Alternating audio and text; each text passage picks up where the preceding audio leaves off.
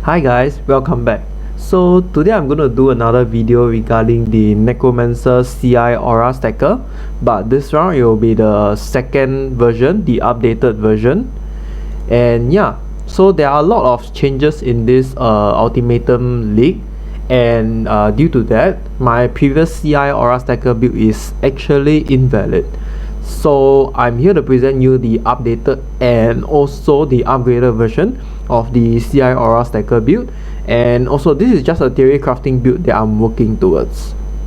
So yeah, I will link the path of building paste bin in the description below, and also I've finally set up a Discord channel for you guys to join and ask any questions or even links for your easier reference to the path of building or videos or whatsoever. Yeah, so the link will be below in the description as well. So let's begin. For today I will show you the contents first. We will go through the pros and cons of this build, including the stats breakdown, the overall stats breakdown, and then we will run through the auras. I will also mention on the important things to take note for the mana reservations. Next will be the talk about the large cluster jewels and also the medium cluster jewels. Following that, I will introduce and mention the items for the build, that's including the unique and rare items, and then we'll proceed to explain the setups for the Animate Guardian. There will be actually two setups, one is the basic and one is the endgame one, and after that we will go through the Spectres, and lastly the Bandits and Pantheons.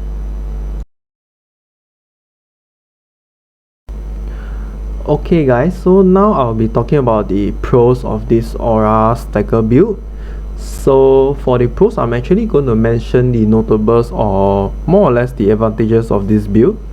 Firstly, it's a walk and pick build. I think it's pretty straightforward. There's no complicated skills or whatsoever you need to spam.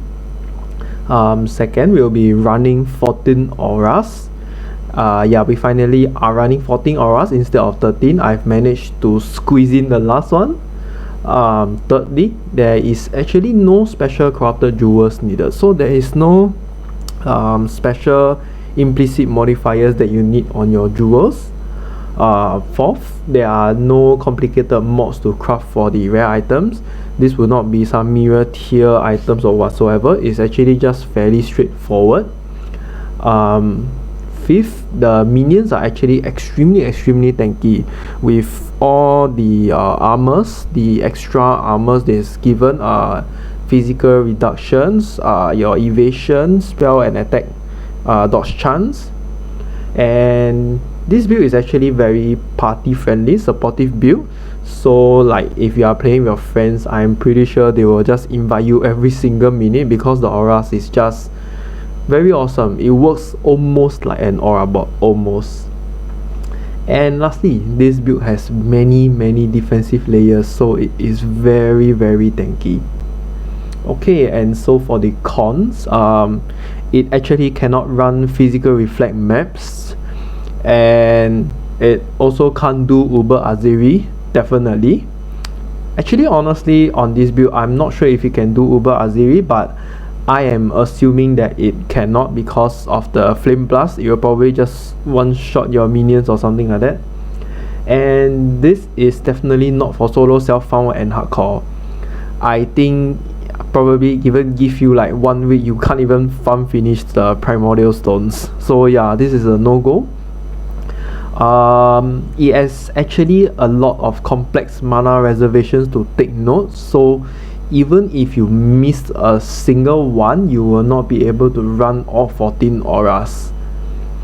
And last one will be, actually this build might be expensive depending on the meta and the market economy.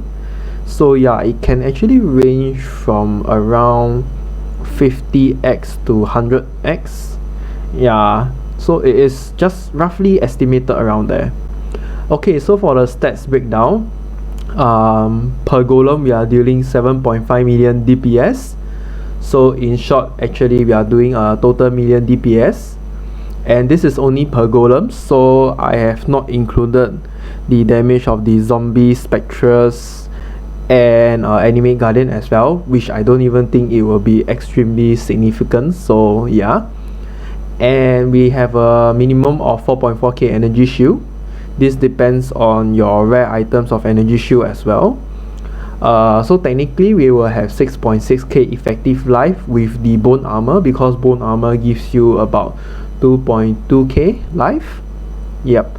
And we will have 73% evasion chance, 82% physical damage reduction, 75% attack and spell dodge chance, minimum 83% max all resistance. So there will be one element that will be higher because of your Doriani boots, which I will mention later. And of course, we are chaos immune.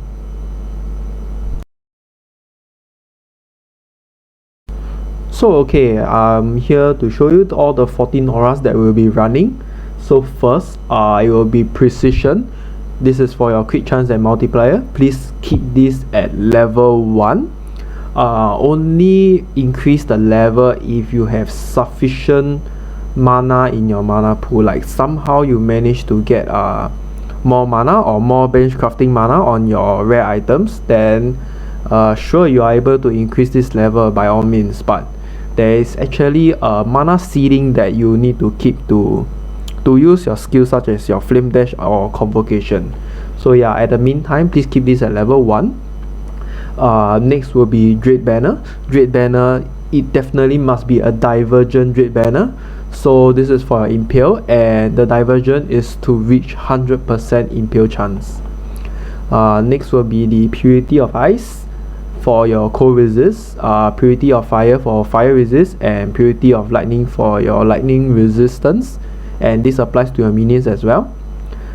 Next will be the Vitality. So Vitality will actually be at level 20, and it provides about 400 HP regen to your energy shield. This is actually quite high and important.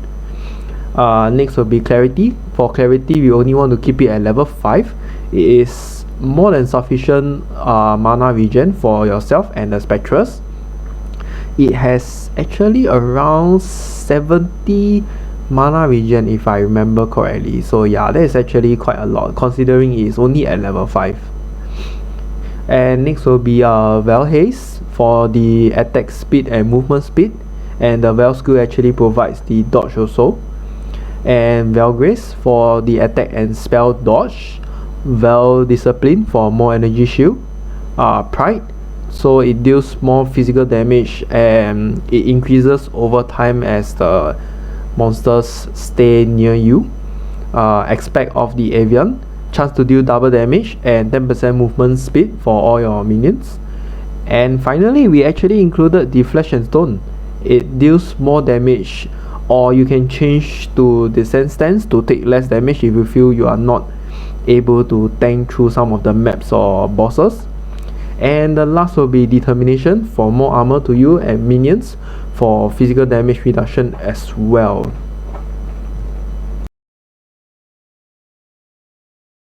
Okay, we will talk about mana reservations now. So for this round, there are actually a lot more notables that you need to take note to be running all 14 manas. I will introduce all of them. So firstly, before I talk about that, I will have actually screenshotted this mana pool from the Path of Building. So as you can see, the unreserved mana and the unreserved mana percentage is actually very low, but honestly, all you need is actually about 40 mana for you to use your flame dash and convocation. Yeah, we are not actually using flesh offering at all this round already, so 40 is more than enough. Yep. Okay, so for the first notable, this is regarding the skill tree. Please take the sovereignty from the skill tree. I have actually shown here an arrow up, and please do take all the lighted up nodes as well. The second is influence over here, and of course all the light up notables. The third is leadership. So for this, do not take leadership. This is only just I screenshotted a reference for you guys to see. The reason you do not take this is because you are going to use Might of the Meek over here, and it actually affects the non-keystone passive skills within the radius. And what it's going to affect is actually this mana reduction, which is 4%, and it will increase quite a bit. Okay, so for the next, we will be taking Aligned Spirits as well. So take all the notes here. It actually gives your minion more damage, and it gives you a very huge amount of increased maximum mana. For the fifth, this is actually a connected skill tree, and this is done by making use of Intuitive Leap. So Intuitive Leap will allow you to allocate the passive without connecting. So for the first one will be Thrill Seeker. It provides you the maximum increased mana for one node, just a very big buff of 15%. And on the right over here, you'll get Charisma, which gives you 8% reduced reservation of skills. And this is for over here. And for the seventh one, we will be taking Arcane Wheel. Arcane Wheel is just slightly right above your ascendancy there. So yeah, it gives 20% maximum mana, and it also gives you 3% of maximum mana as extra maximum energy shield. So I think this actually boosts quite a bit of ES as well over there. Okay, and over to here, we will be talking about the medium cluster jewels for mana reservations. There are actually 4 medium cluster jewels you'll be running, and all of them will require this specific skills. So the first one being Sublime Form, which will help to reduce your grace by 30%, and it also actually provides you 5% all resist. Next will be Uncompromising, which grants you Determination, has 30% reduced mana reservations. I don't think you can just ignore this 10% increased stun threshold. So the 10th will be Pure Might. Pure Might actually grants you 30% reduced mana reservation for your Purity of Fire, and it has a nice plus 20 to all strength, so that covers up one of the important aspects of this build as well. And 11 being Pure Aptitude. This actually grants you 30% reduced mana reservations for your Purity of Lightning, and also it gives you a nice boost of the plus 20 intelligence and to regenerate 1% of your energy shield per second. So yeah, for this build we are actually utilizing 4 of these reduced mana reservation nodes, and we will not be going for first of equals, as we are just trying to run all 14 auras, and Flesh and Stone is just a very huge damage boost to this build as well. Okay, so for the next portion, I will talk about the items. First of all is the Alpha's Howl. I think it's very straightforward. We are doing this for the 8% reduced mana reserve, and you will want to get Alpha's Howl with the enchantment of Flesh and Stone has 30% reduced reservation. Okay, I know this might seem hard for some of you guys, but with the new changes to enchantment in the Labyrinth, I think actually it's quite fairly easy to get. Like for every run you'll get 3 tries, 3 enchantment that you can select from. So yeah, there are actually some other extra stuffs that you can add on, and I'm not really sure what is it. I have to go and check again, but there are actually some other prophecies and the enchantments that you can add to boost your chances of getting this Flesh and Stone. Otherwise, you can just keep running lab until you get it. This is actually mandatory for this build.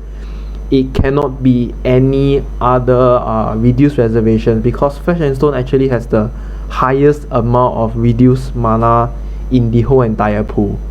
So yeah, don't really have a choice here. Next will be the Sakawal's Nest. This has to be 10% reduced mana reserve over here. It has to be. This is mandatory as well. Next will be the rare Shaper Warlord Amulet. So this is something new. with all the changes, this is the best that I can include over here. As you can see, we will have the determination skill, but now we have an additional of the reduced reservation over here, where Pride has 25% reduced reservation. And yeah, this has to be amulet. I will talk about it more later when we head over to the rare item section.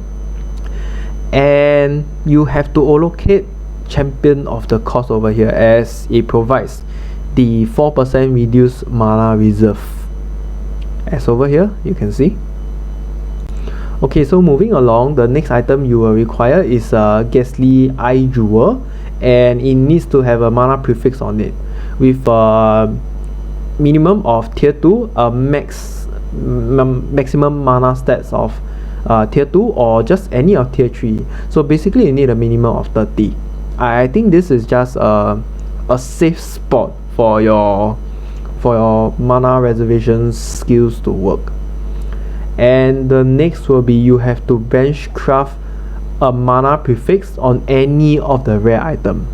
So it can be on your rings, gloves, amulet if you really have to, but yeah, you just need one. You just need to bench craft one mana prefix on any of the rare items. And yeah, if possible, try to get a high roll so you'll be on the safer end. But yeah, do remember you only need to craft one. And the last will be the Conqueror's Efficiency. I think I've mentioned this before. This can be gotten from one of the quests in the X, and this will give us the 2% reduced mana reserve. Okay, so for the last mana reservation, we'll be going for 2 Enlightened support of level 3 on 2 of our aura gems. So the first one being Haste, Discipline, Pride with the Enlightened, and the second one Flesh and Stone, Grace, Purity of Fire, and the second Enlightened. So another thing to add on, if you manage to get an Enlightened of level 4, it basically means you can level up the Precision Gem level 1 to a higher level, because you have more than enough mana. Yep. So okay, we'll talk about the large cluster jewel now. I think I've mentioned this before, but let's just go through again. For the large cluster jewels, you need to look for a minion cluster jewel, which provides minion damage, and it has to be 8 passive skills. This is very important. It has to be 8, because this is also an endgame build, so I think this is mandatory also as well, the 8 passive skill. Otherwise you will not have enough skill points to add all your skills, unless you are willing to forego some of the energy shield nodes. So yeah, and the prefix has to be, firstly renewal, this is mandatory. Secondly, feasting fiends, and for your suffix you will want to get vicious bites. So I've actually shown here your DPS loss if unallocated. So for feasting fiends, it actually only provides you a very minor DPS loss. It's actually 100k only, whereas vicious bites gives 1 million. This is such a big boost, because it provides the crit multiplier and crit chance. And actually feasting fiends only provide 10% additional minion damage, which is more or less like 1 node on the large cluster jewel as well. So yeah, if you're unable to get this, it doesn't really matter. Okay, and you will need a total of 2 large cluster jewels for this build.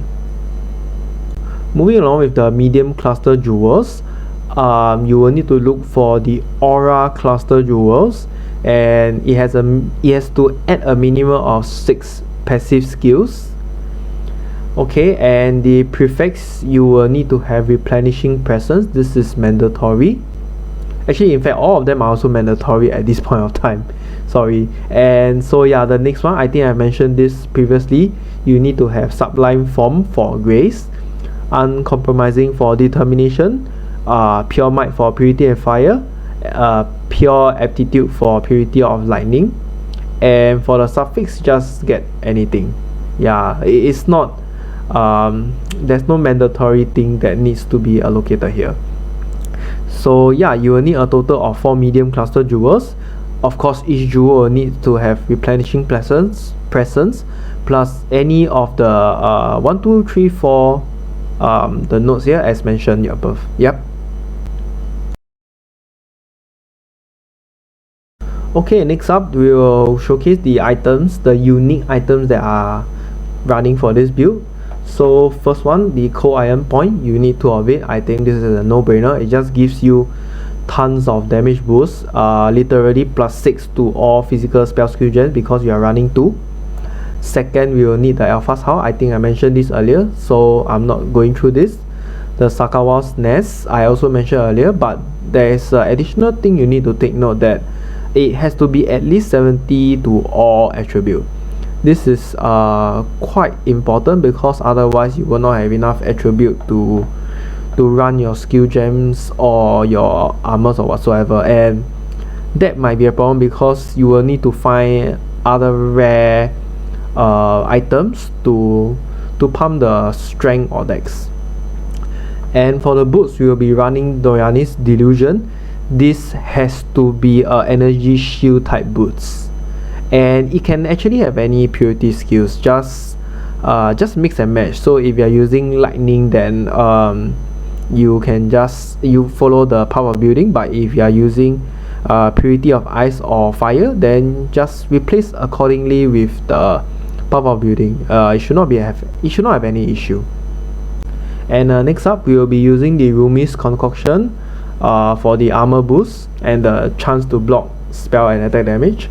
For the second flask, you will be using this unique Taste of Hate for the extra reduce physical damage taken as cold damage, because yeah, as stated, we'll be taking damage as cold damage and our cold resist is very high.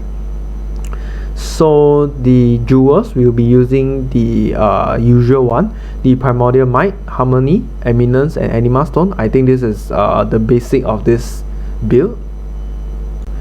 And the last 4 jewels, we will need the Intuitive Lead I've mentioned earlier, also the Might of Meat, and the additional jewel of Fortress Covenant, which actually gives you a huge deal of minion damage, chance to block, but instead they take 20% increased damage, and this doesn't really matter because we will not have any notable passive skills. Yeah, so please do take note. And also we'll be running Conqueror's Efficiency as mentioned earlier. Okay guys, so here we go. This is actually the most irritating or troublesome part of all builds, is to craft rare items or get the rare items with the mods intended or needed. So yeah, let's just get started. The first one being we need to have the Sorcerer Glove. So it actually doesn't need to be Sorcerer Glove, but Sorcerer Glove actually provides you the highest energy shield, so try to get it. And the mods we want to have is Energy Shield and Energy Shield Increase with fire resistance. So why fire resistance is because we will be lacking a little bit of fire resistance and we will not cap without this suffix mod. And the last one, you can just bench craft minion damage. This is quite good as well. So another thing I would like to mention is for the fire resist, it doesn't need to be on the Sorcerer Glove, so you can have it on the amulet or rings or whatsoever. Yeah, as long as there is one more line of fire resist. And the next will be the amulet. You will need to have the Citrine amulet. It must be Citrine because it gives you the strength and dexterity, and this has to be the Shaper Warlord, Shaper/Warlord, because it grants you the level 22 determination from Shaper and grants you the Pride has 25% reduced reservation on Warlord. So you can also bench craft this increased maximum energy shield. It boosts actually quite a huge number, and yeah, it will be nice to have it. So for the next one, the ring, please use the unset ring, both of them, and it has to be Crusader influence. So the first one being it needs to have this skill, grants level 20 aspect of the Avian. It is very important. It's one of your auras actually, and he has to have a minimum of plus 40 strength. So this is actually very important as well. If you don't have this, you'll be unable to run some of your skill gems or whatsoever. And on top of that, please include the usual energy shield and energy shield increase. And for your second ring, it doesn't need to be very complicated, so just get one with energy shield and energy shield increase. And yeah, you can actually bench craft maximum mana on this as well. Like I mentioned earlier, you just need to bench craft one of your rare items with maximum mana. So yeah, now we will go ahead with the question on how to actually craft this amulet. So it is very simple actually. You need to use the Awakener's Orb. First, you get a Shaper amulet with only one Shaper suffix mod of grant level 22 determination skill, and then you need to get one Warlord amulet with only one Warlord mod of Pride has that number of reduced reservations.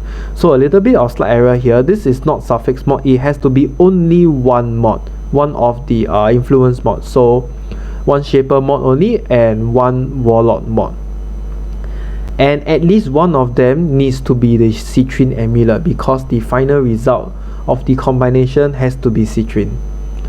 So what you do is you just right click the Awakener's Orb in your inventory, you left click the item that is not the Citrine amulet, because you don't want the base to be the base of the amulet to be the other one, and then you left click the item that is your Citrine amulet. I think it's pretty straightforward because they have even shown in the description here what you need to do. So just be very careful.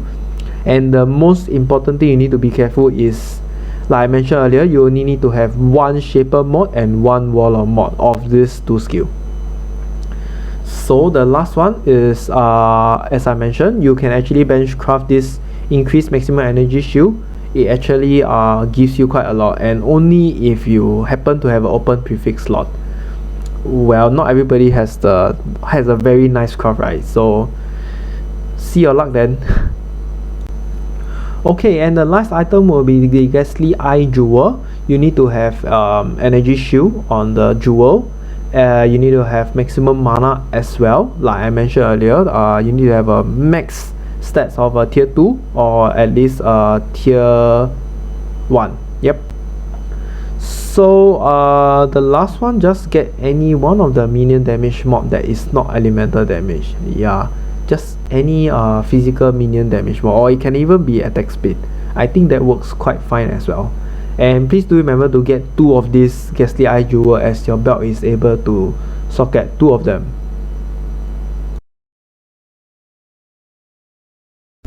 Okay, so just let me briefly go through the skill links.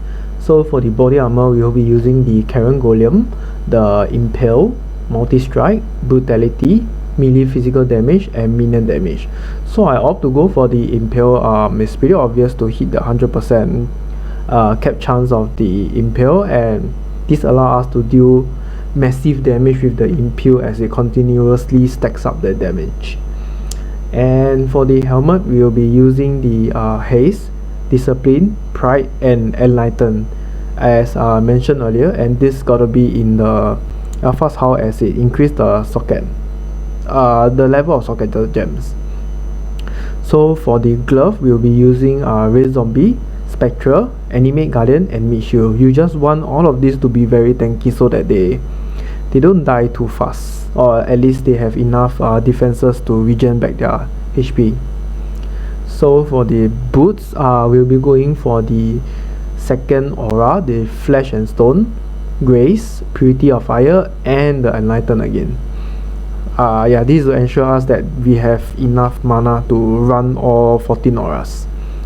So for the weapon one, the first Cold Iron Point, we'll be going for the Precision, Dread Banner, and Generosity. I think this is fairly common. And for the second weapon, we'll be going for Purity of Eyes, Vitality, and the level 5 Clarity. So on the 2 unset rings, the first one will be Convocation, and the second one will be Flame Dash. So yeah, pretty straightforward over here. Okay, we'll talk about the Animate Guardian now. So the basic setup is over here. I have shown you, including the gloves. The first one being mandatory is the Kingmaker. It actually provides a very awesome boost. Over here, as you can see, it provides the Cowling Strike. Nearby allies have 50% critical strike multiplier, and of course the awesome Fortify. And for the helmet, we will be using Leer Cast. It actually provides you and nearby allies to gain 15% increased damage. So this includes your zombie Spectres and Golems as well. For the body armor, we will be using Gaku's Pelt at the meantime. This is the cheaper alternative, because it just provides you a very awesome regenerate 5% of your life per second. I think this is very great, with the very nice amount of flat maximum life on it as well. So for the hunter gloves, you will want to use a rare gloves with this mod of you have a 10% chance to intimidate enemies for 4 seconds on hit. I think the range is 7 to 10%, so yeah, you can just get anything within that range. It doesn't really matter. And the boots, we will use Victorious Flight for the extra 10% increased movement speed on you as well. I think this is actually very good. And 5 to 10% of damage taken as mana over 4 seconds. I'm not sure if this works, but yeah, we only mainly want it for the 10% increased movement speed. Gotta move fast, right? Okay, so this is the endgame setup for the Animate Guardian. I think it's slightly complicated, but no matter. The first one will be Kingmaker, will be the same. However, for the helmet, we will be using the Mask of the Stitch Demon. So the Mask of the Stitch Demon, the mod we are looking for is here. Regenerate 1% of life per second per 500 maximum energy shield. So this will synergize with the body armor. So the body armor, I'll talk about it now. We'll be using the Redeemer Influence rare armor with nearby enemies are blinded, and then you will need to benchcraft this mod, which is actually gain 9 to 10% of maximum life as extra maximum energy shield is shown over here. So let's just say if you have 50,000 life on your Animate Guardian, so 10% of maximum life is actually 5,000, right? So in combination with this helmet, regenerate 1% of life per 500 maximum energy shield, that will actually give you a whooping of 10% life regeneration just on this, with these two armors combined together. It's actually a lot. It is really quite ridiculous. I don't even think there's any chance of your Animate Guardian dying. So yeah, it will be nice to have this nearby enemies are blinded as well. You will have more survivability against bosses also. And for the gloves, we will want to use the Hands of the Templar with cursed enemies with vulnerability on it. I think this is very similar to the Shaper of Elder Rings, I can't remember, that has a mod on it. So you want to let the Animate Guardian do the job of cursing your bosses or whatsoever. Yeah, mainly it's for boss fight. And for the boots, we'll still stick to Victorious Flight for the extra 10% increased movement speed. Still, moving fast is awesome, man.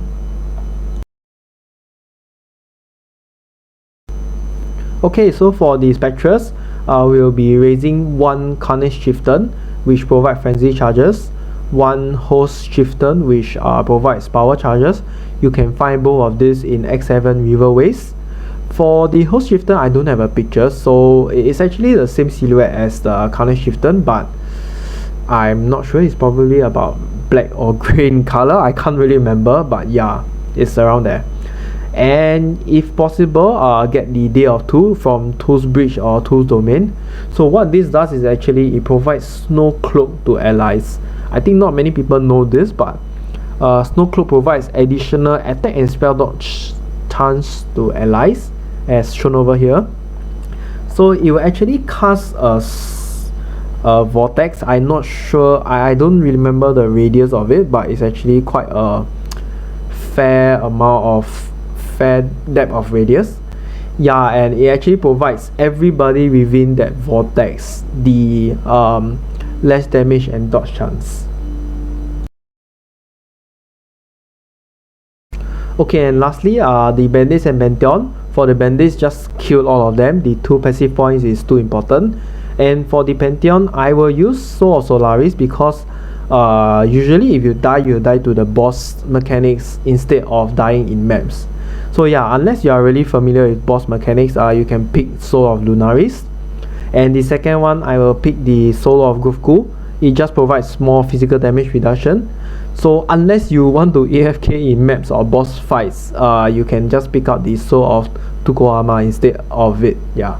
So Soul of Tukohama actually provides you more physical damage reduction when you are stationary, in short, when you are AFKing. Okay, so that comes to the end of my comprehensive guide for this CI Aura Stacker build. I hope you guys enjoy it.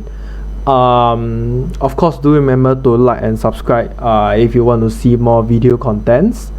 Sadly, I will actually be away for 1 week, so the Discord channel is always up for any questions. I'll still be able to answer them, but in the meantime, do try and enjoy and work progress or whatsoever towards this build if you really like it or want to test it out. So yeah, that's all for today. Thank you. Bye.